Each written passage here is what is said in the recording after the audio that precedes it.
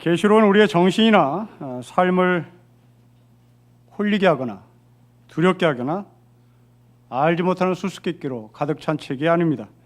계시록은 하나님께서 우리에게 주신 사랑이요, 진리요, 그리고 살아계신 하나님의 말씀입니다. 이 책을 기록한 사람은 요한입니다. 신학자이기도 하고 또 멋진 시를 쓴 시인이기도 하고 그리고 눈물로 호소하는 목회자이기도 합니다.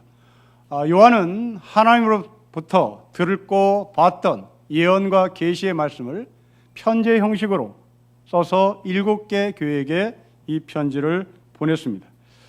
저는 지난 시간에 이 계시록을 정리하기를 계시록은 계시록이며 또한 역사서며 그리고 서신서라고 말씀을 드렸습니다.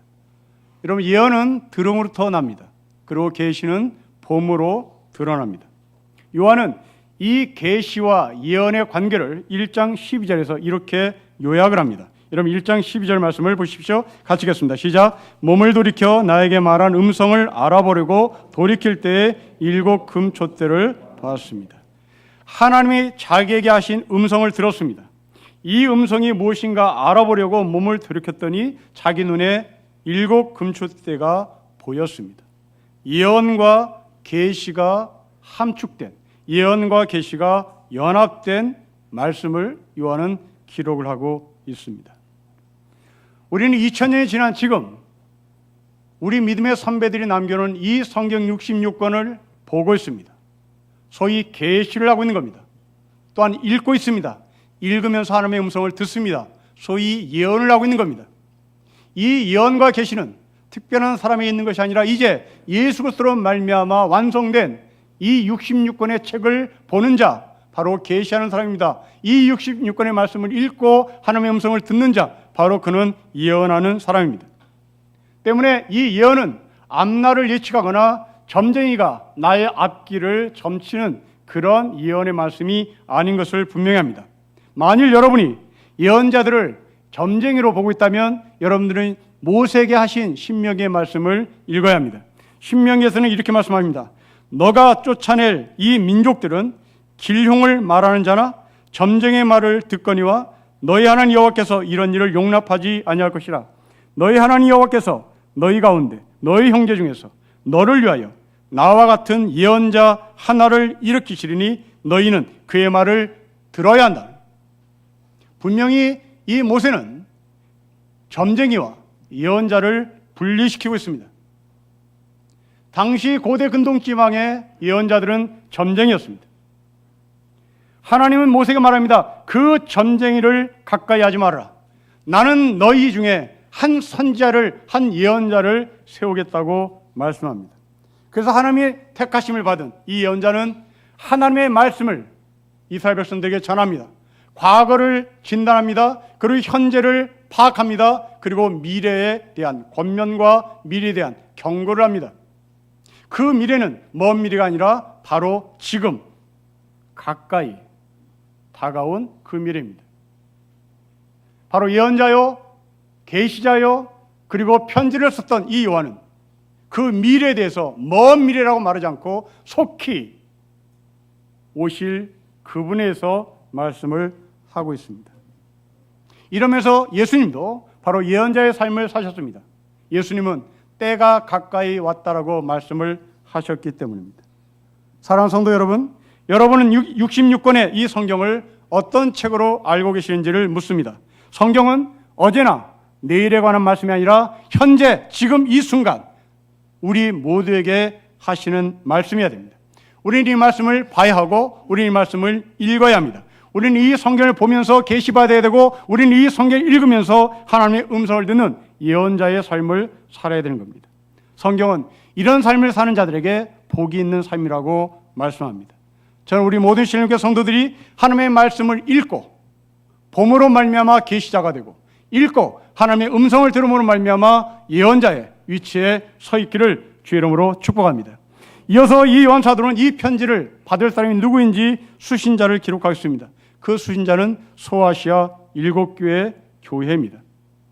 지금 이 교회는 현재 터키 땅의 산지에 있습니다. 우리가 성지순례에 갈 때마다 반드시 이 교회들을 방문합니다. 이 소아시아 이 땅은 기원전 129년에 로마 땅에 편입된 땅입니다. 당시 이 소아시아의 수도는 버가모라는 도시였습니다. 아마도 여성들은, 가죽을 좋아하는 여성들은 이 가죽의 명품 브랜드 페르가모를 알 겁니다. 이 페르가모가 버가모입니다. 이 버가모의 영어 발음이 페르가모입니다. 물론 당시 소아시아는 이 7개의 교회만 있지 않았습니다. 우리 청년부가 이번 수련회 때 공부하는 골로새에서 바로 이 골로새 교회가 소아시아 지방에 있었던 교회 중에 하나입니다. 또한 사도행전에 나온 드로아 교회, 바로 소아시아 지방에 있는 교회 중에 하나입니다. 근데 우리는 질문합니다. 그럼 왜 이 사도 요한은 9개 교회, 10개 교회, 11개 교회라고 말하지 않고 7교회라고 규정을 했을까요? 아마도 이 7개 교회에게 보낸 편지라고 표현한 이유는 사회적인 이유, 정치적인 이유, 그런 역사적인 배경을 갖고 있을 겁니다. 그러나 우리가 이 요한계시록 자체, 요한계시록만 가지고 왜 7교회라고 표현을 했는지에 대한 질문을 하면 여기엔 답이 나와 있습니다. 사회적인 배경, 정치적인 배경, 지리적인 배경을 뛰어넘어 왜 요한계시록에 근거해서 7교회냐고 물을 때 여기엔 답을 구할 수 있습니다. 아마도 여러분들은 이 요한계시를 읽으면 7개 시리즈를 만날 겁니다. 굉장히 복잡합니다. 7인, 7나팔, 7대접입니다. 왜 8개가 아니고 7개일까? 왜 9개가 아니고 7개 대접이고 나팔이고 도장을 찍은 것일까? 그리고 왜 7개 교회일까 하는 겁니다. 히브리 사람들은 이 숫자를 가지고 메시지를 전달하는 소위 묵시문학의 기법을 들고 있었던 민족입니다. 이 7이라고 하는 숫자를 근거로 메시지를 전하는 방법을 게마트리아 셈법이라는 표현을 씁니다. 이게 전문 용어입니다. 이 7이라는 숫자는 바로 하나님께서 천지를 창조하시고 7째 날에 쉬셨다라고 하는 메시지입니다. 다시 말하면 7이라는 숫자는 완전하다는 말입니다. 이 완전한 7이라는 숫자가 조합을 해서 7이라는 숫자를 만들어내라고 하면 3개의 경우의 수가 나옵니다. 첫째 경우의 수는 1 더하기 6이 되겠죠. 두 번째는 3 더하기 4가 되겠죠. 세 번째는 2 더하기 5가 될 겁니다. 1 더하기 6은 뭘까요? 1은 하나님입니다. 6은 우리가 알다시피 인간을 창조한 날까지가 6일입니다. 이 6일이 6일로 끝났다면 우리는 이 세상을 하나님께서 창조했다, 완전한 창조체라고 말할 수가 없을 겁니다. 하나님께서 이 6에다가 하루를 더해 7째 날 완전히 끝났다라고 하는 의미에서의 완전체를 말한 겁니다. 그래서 1 더하기 6이라는 것은 제 아무리 이 땅이 과학이 발전하고 이 땅이 완벽하게 이루어진다 할지라도 1이 없으면 그것은 6밖에 되지 않는다. 불완전하다. 이 불완전한 것을 완전체로 만들게 하는 하나님이 개입해야 된다. 이것이 1 더하기 6은 7이라는 메시지입니다. 2 더하기 5입니다. 2는 이 땅을 얘기합니다.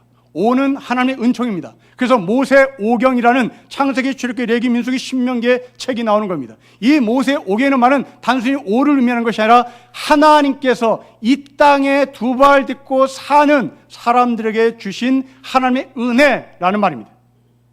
그래서 이 모세오경이 두 발을 딛고 사는 이 땅의 사람들이 손에 잡았을 때 이것을 우리는 완전한 하나님의 말씀이라고 표현되는 겁니다. 그것이 2 더하기 5가 되는 겁니다.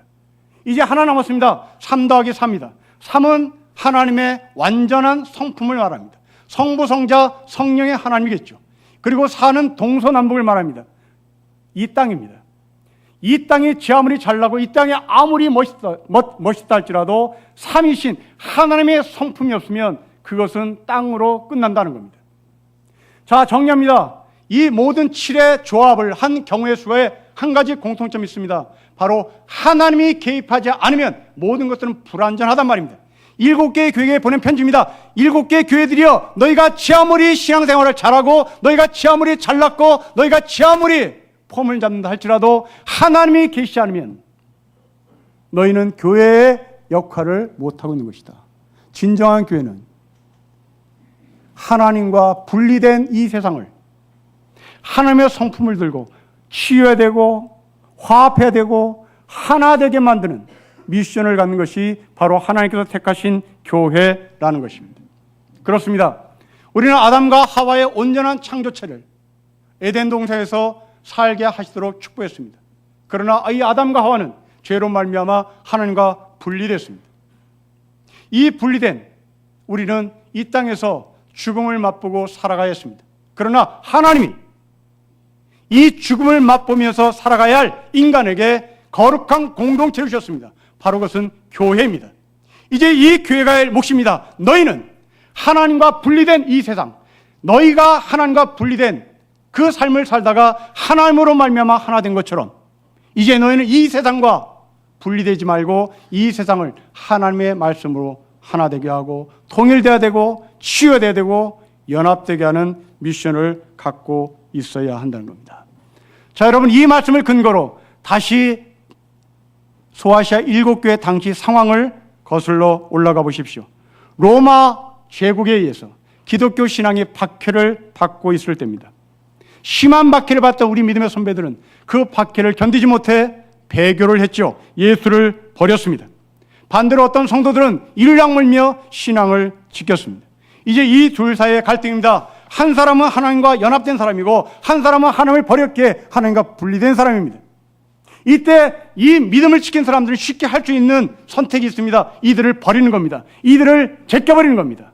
그러나 7교회에 주는 메시지입니다. 그들을 제끼지 말고 그들을 치유하세요. 그들을 제끼지 말고 그들을 하나 되게 만드세요. 그들을 초대하세요. 그들을 하나님의 지체로 다시 맞아 들이세요. 이게 7개의 교회에 주는 메시지입니다. 그 7개 중에 에베소 교회를 보십시오. 계시록 2장에 나오는 에베소 교회, 그들은 악한 자들을 용납하지 않았습니다. 거짓된 것을 과감없이 드러냈습니다. 정말 잘했습니다. 그러나 하나님은 요한에게 계시합니다. 에베소 교회들이여 회개를 하십시오. 곧 이 말은 그들이 악한 자들을 용납하지 않았고 그들이 악한 것을 과감히 드러낸 것은 잘했으나 그 다음에 이들을 교회 공동체로 끌어들이질 못했습니다. 하나 되게 하지 않았습니다. 용납을 안 했습니다. 그들을 하나님께 버림받았다고 정리해 밖으로 쫓아내버렸습니다. 이런 교회에게 하나님은 사도 요한을 통하여 회개를 촉구합니다. 그리고 사랑을 회복하라고 촉구합니다. 이게 계시록입니다. 그리고 우리에게 주신 소명이고 미션입니다. 다윗을 보십시오. 나단 선지자가 다윗을 찾아가서 회개를 촉구합니다. 나단의 말을 들었던 다윗은 회개를 합니다. 그리고 집에 돌아온 다윗은 밧세바의 몸에서 태어난 아이가 아픈 것을 봅니다. 결국 그 아이는 7일 만에 세상을 떠납니다. 다윗이 금식하고 철야 기도까지 하며 이 아이를 살려달라고 외쳤으나 7일 만에 이 아이는 죽습니다. 아이가 죽었다는 소식을 들었던 이 다윗은 일어나 몸을 씻습니다. 머리에 기름을 바릅니다. 그리고 하나님 앞에 예배하러 나옵니다. 이때 놀라운 기적이 일어났습니다. 바로 밧세바 몸의 두 번째 아이가 잉태합니다. 바로 그 아이가 우리가 알고 있는 솔로몬입니다. 날카로운 하나님의 말씀입니다. 회개한 자, 잘못을 드러내고 그 잘못을 인정하고 그 잘못을 회개한 자, 바로 다윗에게 하나님은 솔로몬과 같은 귀한 아들을 선물로 주신 것입니다. 그렇습니다. 하나님의 말씀은 수술만 하지 않습니다. 하나님의 말씀은 수술 후에 반드시 회복시킵니다. 하나님은 우리의 죄를 드러내는 것으로 끝나지 않습니다. 하나님은 우리의 죄를 드러낸 이후에 우리를 봉합하고 하나 되고 한 몸 되게 만드십니다. 우물가에서 예수를 만난 수가성의 여인을 보십시오. 이 여자는 남편이 5명 있는 여자였습니다. 예수님은 이 여자의 과거를 들춰냅니다. 과감없이 들춰냅니다. 그리고 지금 살고 있는 이 남자도 이 남편이 아니라고 드러냅니다. 그리고 여기서 끝나질 않습니다. 예수님은 이 여인에게 말합니다. 너도 어느 곳에서든지 신령과 진정으로 예배를 드릴 수 있는 사람이다. 지금 너의 눈앞에 앉아있는 내가 바로 그 예배를 받는 메시아요 그리스도다 라고 말씀합니다. 이 여자는 사람들이 낮잠을 자는 시간을 피해서 물을 길러 나오는 정말 푸른한 여인이었습니다.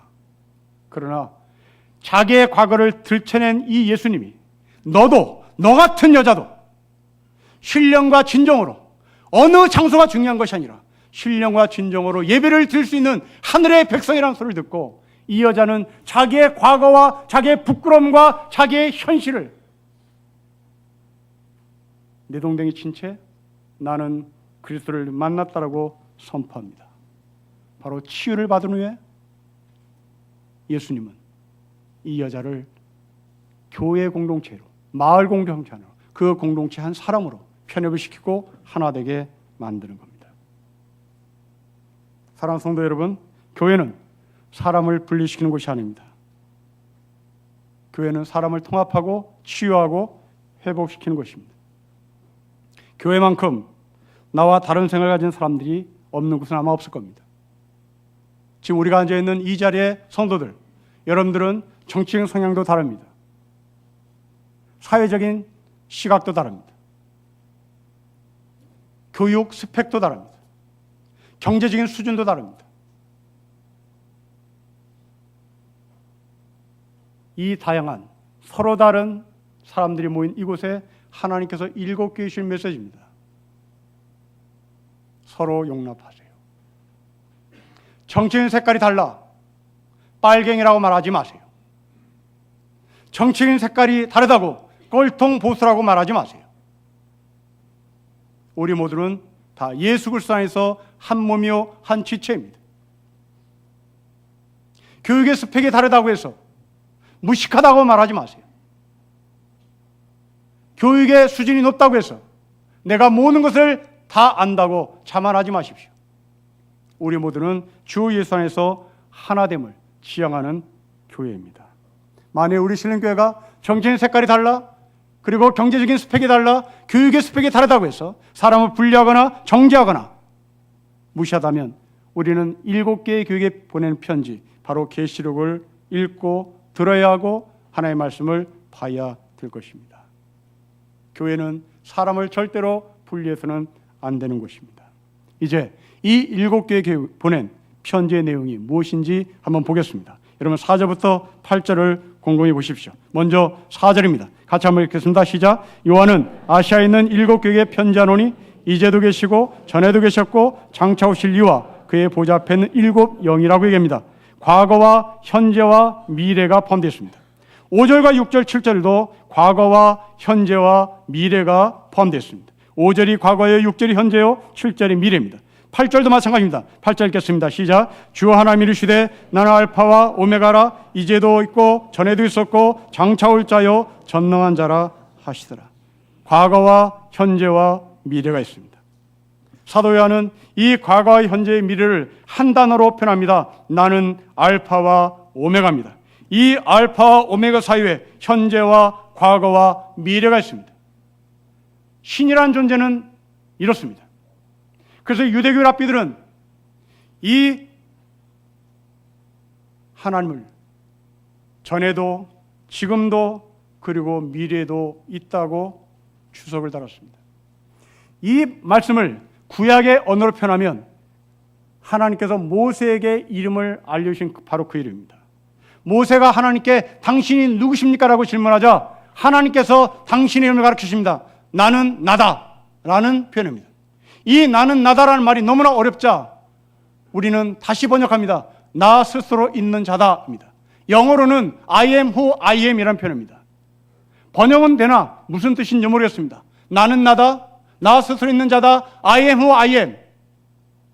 이것을 유대교 랍비들은 전에도 계셨고 지금도 계셨고 미래에 계실 분이라고 주석을 달았죠. 그런데 이 사도 요한은 자기의 믿음의 선배들인 유대교 랍비들의 주석을 따르지 않습니다. 여러분 4절 그리고 7절 8절을 보십시오. 과거에도 계셨고 지금도 계셨습니다. 그렇다면 유대교 랍비는 장차 계실이라고 표현하면 옳습니다.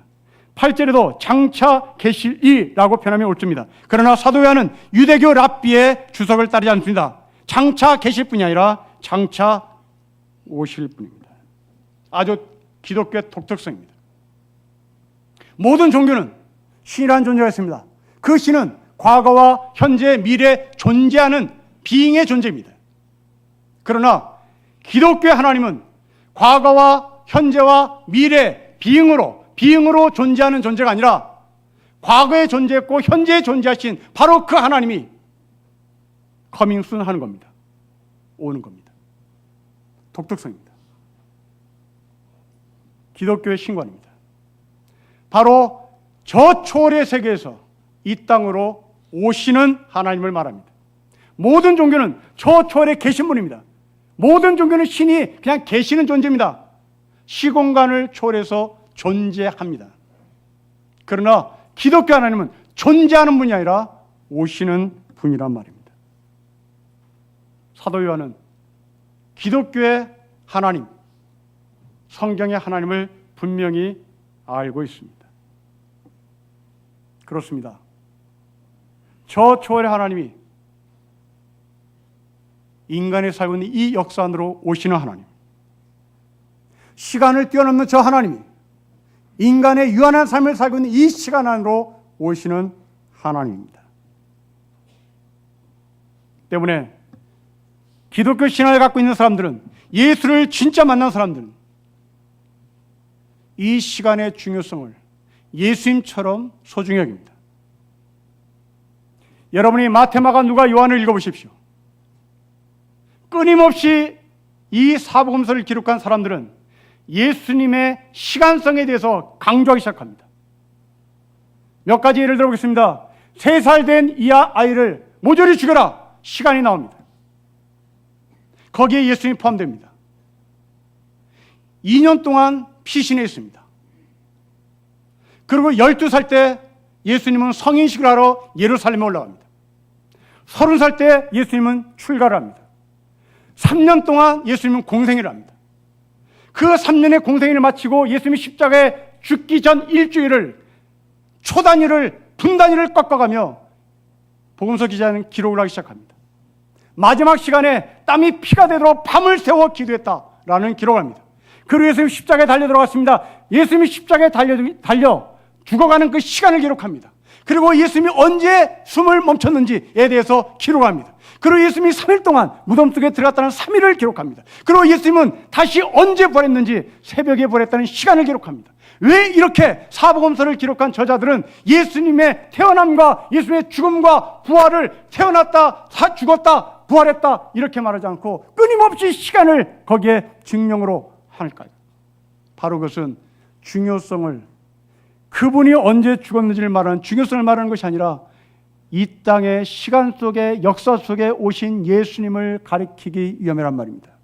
곧 여러분들이 인카네이션 신앙을 갖고 성육신을 갖고 이 땅에서 기독교의 삶을 살아간다면 여러분들은 이 시간이 얼마나 소중한지를 아끼고 또 아껴야 된다는 말입니다. 이러면서 저는 도전합니다. 일생 동안 아내로부터 돈을 벌게 하고 백수로 사신 여러분들이 예수 그리스도를 정말 성육신한 하나님으로 고백하는지를 도전합니다. 백수로 일생을 지내 아내의 등골을 빼먹은 남자 여러분들은 예수를 믿었다는 것이 무엇인지를 말해야 합니다. 여러분들이 일생 동안 공부만 하다가 시간을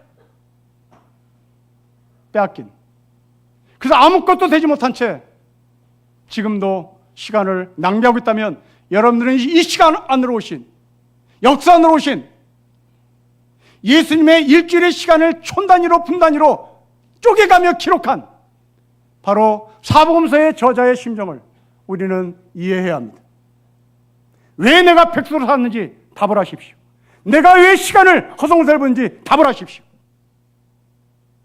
왜 내 아내의 등골을 빼먹었는지 답을 하십시오. 그리고 일생 동안 여러분들이 시간을 아까며 공부하고 시간을 아까며 돈을 벌고 시간을 아까며 노동을 했다면 정말 여러분들은 인카네이션 신앙, 성육신의 신앙을 제대로 하고 있습니다. 인생 짧습니다. 시간 없습니다. 그래서 사도 바울은 부름받은 우리를 향하여 경계하는 자, 씨를 뿌리는 자, 전투에 참여하는 군이라고 표현합니다. 이 군인과 농부와 경계하는 자의 공통점입니다. 시간 싸움입니다. 시간 싸움입니다. 시간 놓치면 전투 패배입니다. 농부 시간 놓치면 씨 뿌리지 못합니다. 경계하는 자 시간 놓치면 꼴이 나지 못합니다. 일생 동안 정말 여러분들이 시간을 아까워하며 공부하시고 시간을 아까워하며 일하신 여러분 존경합니다. 다시 오실, 곧 오실, 바로 이 곧 오실 예수 그리스도는 사랑하는 심정으로 우리에게 찾아와 때로는 경고합니다. 때로는 핀잔합니다. 그리고 더 나아가 시간을 쪼개가며 열심히 일한 우리를 향해서 축복합니다. 정말 고생했다고. 그렇습니다. 여러분, 이 세상에 돈 벌기 쉬운 사람 아무도 없습니다. 다 시간 쪼개가며 돈을 법니다. 그냥 그럭저럭 공부 잘하는 사람 없습니다. 시간을 쪼개가며 눈 부릅뜨고 책을 보기에 공부를 잘하는 겁니다.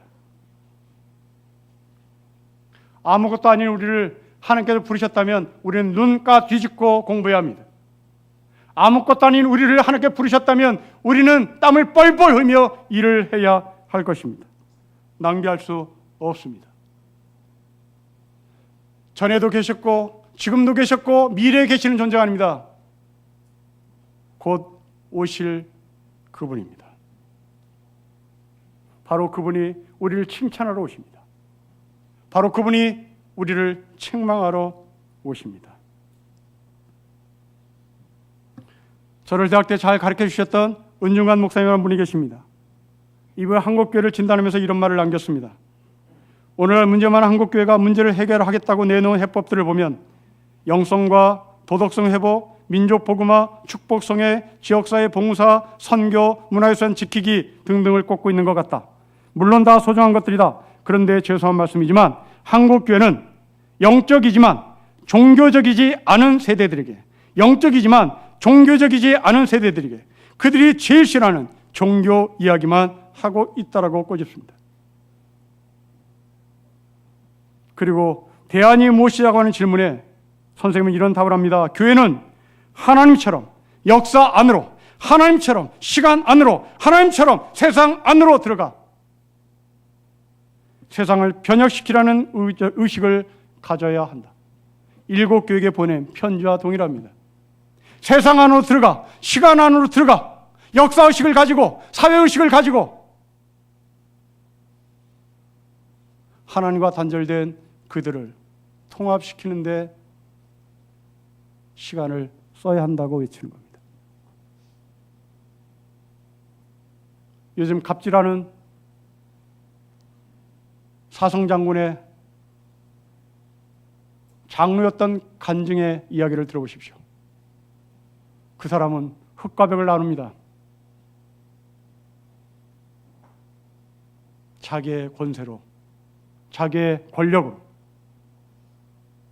피아를 분명히 나누는 가짜들입니다. 예수를 믿는 것은 피아를 나누는 게 아닙니다. 예수 믿는 것은 가짜와 진짜를 분리시키는 것이 아닙니다. 가짜를 진짜로 만들어내는 통합의 과정이 필요합니다. 바로 그것은 섬김입니다. 사랑해야 합니다. 다시 한번 이를 악물어야 합니다. 참아야 합니다. 무기로 상대해서는 안 됩니다. 사랑하시는 교회 성도 여러분, 여러분들이 인카네이션 신앙, 성육신의 신앙, 다시 이 역사와 시간 안으로 오실 바로 그 신앙을 갖고 있는지 묻습니다. 역사의식을 가진 크리스찬이 되십시오. 사회를 분명하게 바라보는 통찰력을 가지십시오. 그리고 가짜를 구분해내서 분리시키는 것이 아니라 가짜를 진짜의 세계로 포용해 녹이고 또 녹여서 우리 모두가 예수를 머리를 삼은 한 지체로서의 삶을 살아가야 할 것입니다. 지금 바로 이 메시지를 7개 교회인 우리에게 7의 삶을 살라고 외치는 사도연의 말씀이 우리 모든 신림교회 성도들에게 임하기를 주의 이름으로 축복합니다. 기도하겠습니다. 하나님 아버지, 연약한 교회에게 하나님께서 하나님의 성품을 연결시켜 주셔 온전함으로 말씀해 주실 뿐만 아니라 하나님과 분리된 저 세상을 하나님의 마음으로 연합하게 하시라고 하신 메시지를 저희가 받으며 아멘으로 순종합니다. 하나님 아버지, 역사 안으로 들어가는 그리스도인, 시간 안으로 들어가는 그리스도인, 역사의식과 사회의식을 분명히 예수 그리스도의 말씀에 근거해서 볼 수 있는 명철의 성도로 살게 하여 주십시오. 주 예수 그리스도의 이름으로 기도합니다. 아멘.